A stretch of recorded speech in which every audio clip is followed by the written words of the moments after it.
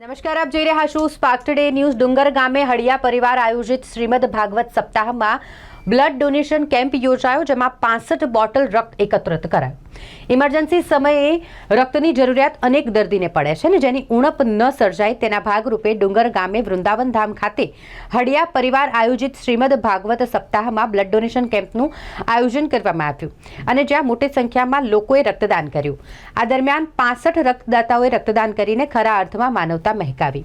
GST અધિકારી મુન્નાભાઈ હળિયા દ્વારા blood donate કરીને કેમ્પને ખુલ્લો મૂકવામાં આવતા રક્તદાન કેમ્પમાં દિનેશભાઈ કરશનભાઈ હળિયા, મોહનભાઈ કરશનભાઈ હળિયા અને બુધેશભાઈ કરશનભાઈ હળિયા સહિતના હળિયા પરિવાર તેમજ સમસ્ત ડુંગર અને આજુબાજુના ગામના લોકો દ્વારા સ્વેચ્છાએ ભાગ લઈ 65 યુનિટ બ્લડ એકત્રિત કરી નવકાર ચેરિટેબલ બ્લડ બેંક મહુવાને સમર્પિત કરીને એક અનેરું યોગદાન આપ્યું।